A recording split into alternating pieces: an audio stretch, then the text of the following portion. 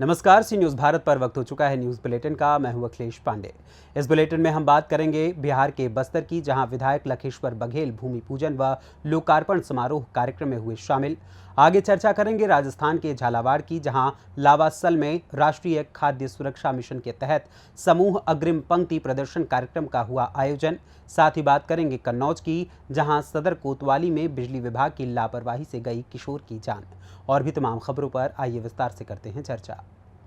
बस्तर विधायक आज बस्तर विकासखंड में आयोजित भूमि पूजन एवं लोकार्पण समारोह कार्यक्रम में शामिल हुए। बस्तर नगर पंचायत पहुंचने के उपरांत ही कार्यकर्ताओं द्वारा स्वागत कर निर्माणाधीन कार्यों को लेकर विधायक से अवगत कराया। श्री बघेल ने सभा स्थल पर छत्तीसगढ़ महतारी की पूजा अर्चना कर सुख समृद्धि की कामना की।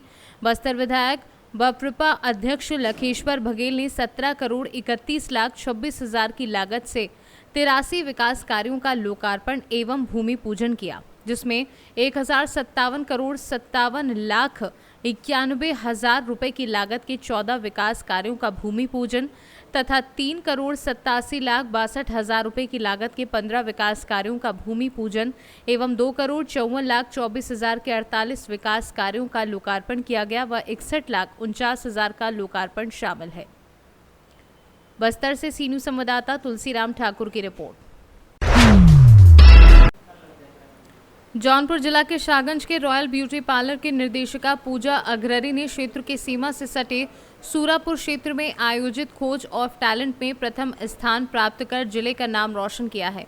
बताते चले कि अमायरा पार्टिसिपेशन प्राउडली अनाउंस ऐसे मेकअप आर्टिस्ट के बैनर तले Amayra makeup studios look learn 2023 के द्वारा खोज ऑफ टैलेंट प्रतियोगिता का आयोजन किया, जिसको आयोजक संस्था डायरेक्टर गोलू अग्ररी के द्वारा आयोजित किया गया। इसमें बतौर मुख्य अतिथि एक्ट्रेस एंड मॉडल आरोही ने अन्य अतिथियों के साथ पूजा अग्ररी को प्रथम स्थान का पुरस्कार दिया। इस प्रतियोगिता में जज की महत्वपूर्ण भूमिका निभाने वाली professional makeup artist Surabhi Sharma, Jyoti Sharma, Kanak Singh, Saba Khan, विजय प्रतियोगियों की तारीफ की। जौनपुर से सी न्यूज़ संवाददाता दिवाकर मिश्रा के साथ दीपक सिंह की रिपोर्ट। केंद्र के वरिष्ठ वैज्ञानिक एवं अध्यक्ष डॉक्टर DTC वर्मा ने बताया कि तिलहन उत्पादन बढ़ाने हेतु केंद्र द्वारा राष्ट्रीय खाद्य सुरक्षा मिशन अंतर्गत समूह अग्रिम पंक्ति प्रदर्शन आयोजित किए गए हैं। कृषि विज्ञान केंद्र झालावाड़ के द्वारा गांव लावासल में समन्वित फसल प्रबंधन अंतर्गत सोयाबीन फसल की किस्म JS 2098 पर प्रक्षेत्र दिवस एवं क्रॉप कटिंग का आयोजन किया गया, जिसमें 57 कृषकों ने भाग लिया। झालावाड़ से सी न्यूज़ संवाददाता हामिद अली की रिपोर्ट। बिजली विभाग की लापरवाही से आज एक किशोर की जान चली गई। किशोर खेत में काम करने जा रहा था, तभी वह नीचे लटक रही हाईटेंशन लाइन से छू गया। 11,000 वोल्ट करंट की चपेट में आने से उसकी मौके पर मौत हो गई। हाईटेंशन लाइन में चिपकने का ये मामला कन्नौज सदर कोतवाली क्षेत्र के तारमऊ गढ़ी का है। यहाँ एक 17 वर्षीय आकाश कश्यप सुबह खेत में जा रहा था। पड़ोसी के खेत से होकर वह गुजर रहा था कि तभी जमीन से करीब 7 फीट ऊपर लटक रही हाईटेंशन लाइन से उसका हाथ टकरा गया। चालू लाइन की चपेट में आने से आकाश की मौके पर ही तड़प तड़प कर मौत हो गई। सूचना पर पहुंची पुलिस ने शव को कब्जे में लेकर पोस्टमार्टम के लिए भेजा है। वहीं हादसे के बाद ग्रामीणों में बिजली विभाग की लापरवाही पर आक्रोश पनपने लगा है। नाम है आपका? क्या घटना हुई? बिजली से क्या घटना हुई? बच्चा खत्म हो गया। कैसे खत्म हुआ? बच्चा लाइन करंट लगने से है, वो लाइन इतने पहले से नीचे लगती है, कहीं पेड़ में टच। अच्छा, तो इसको लेकर कोई अधिकारी सूचना दी थी क्या? अरे कोई नहीं, किस बात कह रहा हूँ, खेत वालों ने दी और कोई आता भी नहीं। क्या नाम है लड़के का? आकाश। आप कौन है लड़के के? पिताजी। अच्छा, ये बताओ, समझ के बताओ। राम जी के खेत से निकली है और लटकी है नीचे जमीन है इसलिए। क्या नाम है आपका? हर्षित कटियार। क्या घटना हुई है? घटना हमारे गांव के पड़ोस में ही एक युवक है, उसकी करंट लगने से मृत्यु हो गई है। जिसकी करंट मेरे खेत में 11,000 की लाइन पेड़ के ऊपर से निकली हुई है। उसकी जानकारी मैंने अपने यहाँ के लाइनमैन राजू को भी दी थी और जय साहब के पास भी फ़ोन किया था कि इस लाइन को सुरक्षित किया जाए। मैं भी वहाँ पे जुताई करता हूँ, तो ये घटना किसी के भी साथ हो सकती थी, लेकिन अभी तक किसी भी अधिकारी ने उस पर कार्रवाई ना की। जब ये घटना घट गई है तो आज बताया जा रहा है जय गाँव में बैठे हैं, जय यहाँ बैठे हैं। जी कब से लाइन लटकी है वहाँ? लगभग 6-7 सालों से लटकी हुई है लाइन। अभी तक कोई अधिकारी ने ध्यान नहीं दिया? किसी अधिकारी ने कोई ध्यान नहीं दिया, किसी ने कोई कार्रवाई नहीं की, किसी ने कुछ नहीं सोचा। कहाँ का मामला है ये? तारमो गढ़ी में है, गांव में जैसे ही घुसेंगे मित्र सेनपुर में वैसे ही गांव के बाहर। क्या है? नहीं, अभी नहीं आया। की गई होगी लेकिन मुझे नॉलेज में नहीं है। गाँव में थी। कहाँ का मामला है ये? तारमो गढ़ी मित्र सेनपुर जिला कन्नौज। और जो खत्म हुए उनका क्या नाम है? आकाश कश्यप। कन्नौज से सीनू संवाददाता सीबू सैनी की रिपोर्ट। रतलाम देश के बहुप्रतीक्षित व महत्वाकांक्षी प्रोजेक्ट 8 लेन एक्सप्रेसवे पर आज से आधिकारिक रूप से सफर की शुरुआत हो गई है। दिल्ली मुंबई एक्सप्रेसवे के 245 किलोमीटर लंबे मध्य प्रदेश सेक्शन वाले हिस्से को आज से विधिवत लोकार्पण के बिना ही चालू कर दिया गया है, जिस पर टोल टैक्स देकर वाहन गुजर सकेंगे। करीब 2.5 रुपये किलोमीटर का टोल टैक्स इस रूट पर गुजरने पर लगेगा और फिलहाल 210 किलोमीटर का ही टोल लगेगा। बता दें कि दिल्ली मुंबई एक्सप्रेसवे रतलाम जिले वाले हिस्से का काम तो करीब 1 साल पहले ही पूरा हो गया था, लेकिन केंद्रीय परिवहन मंत्री नितिन गडकरी खुद आए थे और वही साल गर्मी में इस एक्सप्रेसवे का विधिवत शुभारंभ प्रधानमंत्री के हाथों होने की अटकलें चल रही थी। लेकिन पीएम के हाथों एक्सप्रेसवे का लोकार्पण अब तक टलता रहा और अब भी विधिवत लोकार्पण की तारीख अक्टूबर महीने में आचार संहिता लगने से पहले की निकाली जा रही है। इस बीच मध्य प्रदेश वाले हिस्से का शुभारंभ आज से NHAI ने करवा दिया है। टोल बूथ कंपनी को मध्य प्रदेश सेक्शन के सभी 7 टोल NHAI ने हैंडओवर कर दिए हैं और इसके साथ ही एक्सप्रेसवे का आज सुबह शुभारंभ हो गया है। रतलाम से सीनू संवाददाता हुसैन खान की रिपोर्ट। फिरोजाबाद में जसराना शासकीय कार्य में लापरवाही बरतने पर एसडीएम ने 2 लेखपालों को निलंबित कर दिया। नायब तहसीलदार को जांच सौंपी। लेखपाल ताराचंद केशपुरा क्षेत्र में तैनात हैं। उनके पास नगला कांस का एक वरासत का मामला लंबित मिला। मुख्यमंत्री के निर्देश के बाद भी निर्धारित समय में वरासत का काम पूरा नहीं होने को जिला अधिकारी ने गंभीरता से लिया। वहीं लेखपाल सत्येंद्र कुमार सियोंडा क्षेत्र में तैनात हैं। उनके पास सगरई का एक मामला लंबित चल रहा है। कार्य में लापरवाही बरतने पर दोनों लेखपालों को एसडीएम आदेश सिंह सागर ने जिलाधिकारी के निर्देश पर निलंबित कर दिया। एसडीएम ने नायब तहसीलदार को जांच कर रिपोर्ट देने का निर्देश दिया है। आपको सस्पेंड किया गया सर, क्या कारण रहा? देखिए, माननीय मुख्यमंत्री जी ने 16 तारीख को पीसी लिया और जिसमें उनके सख्त निर्देश थे कि जो भी कार्रवाई है वो समय के सीमा के अंतर्गत होनी चाहिए। हमारे 2 लेखपालों ने एक निर्विवादित विरासत को क्रियान्वित करने के लिए 7 दिन का समय होता है, जिसका उन्होंने उल्लंघन किया है और इसी क्रम में मेरे द्वारा 2 लेखपालों को निलंबन किया गया है और ये कार्रवाई लगातार जारी रहेगी। जो समय माननीय मुख्यमंत्री जी ने और जो हमारी राजस्व संहिता में दिया गया है उसके विधिक समय में हमें कार्रवाई करना है और यही मैं अपने सारे कर्मचारियों से हम इसको सुनिश्चित करा रहे हैं। फिरोजाबाद से सीनू संवाददाता सन्नेश कुमार गुप्ता की रिपोर्ट।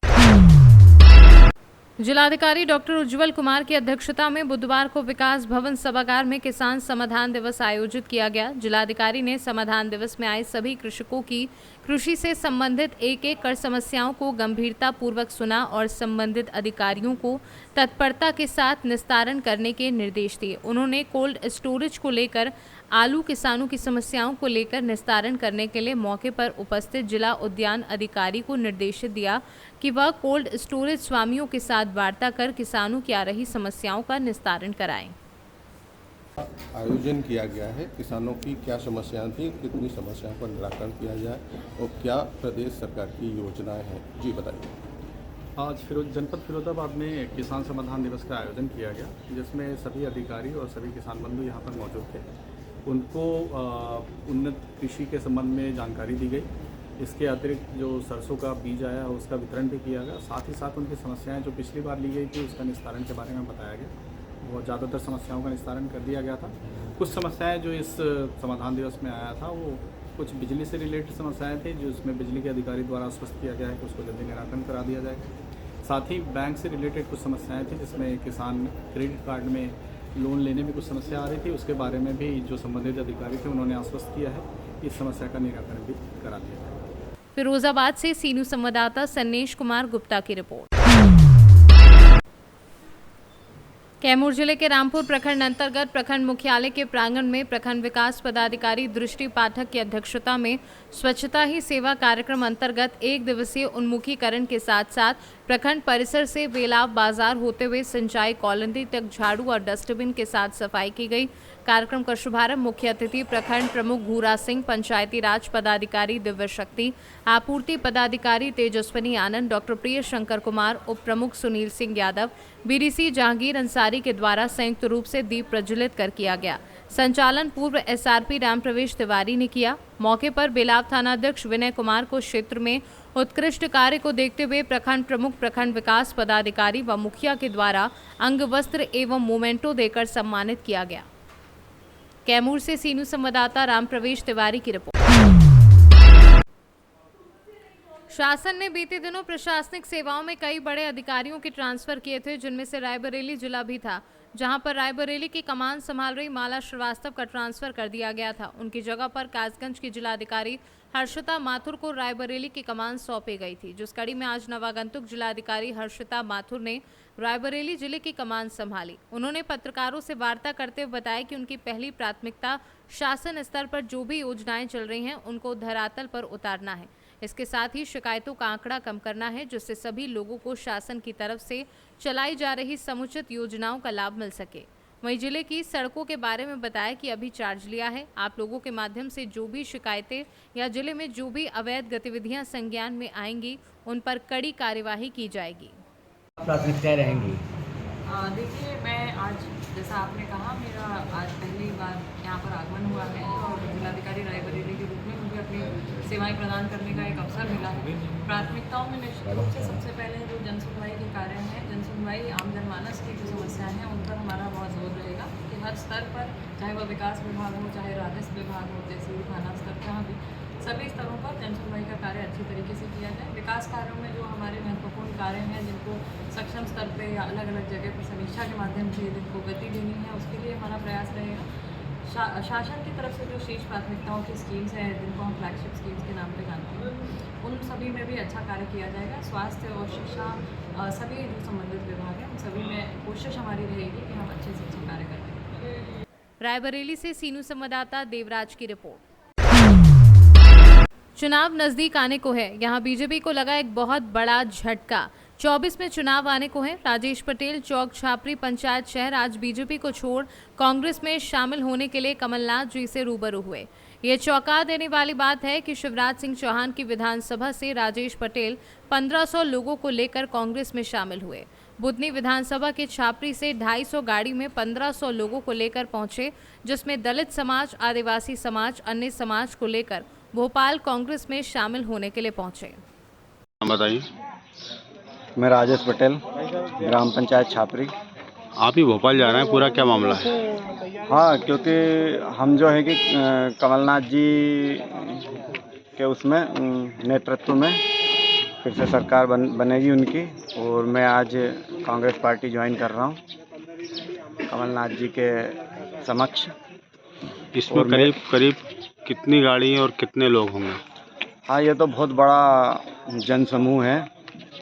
150 से 200 गाड़ियाँ हैं और कम से कम 1500 लोग हैं हमारे साथ, जिसमें आदिवासी और दलित, पिछड़ा, सर्व समाज जो है कि जो हमारे साथ में है।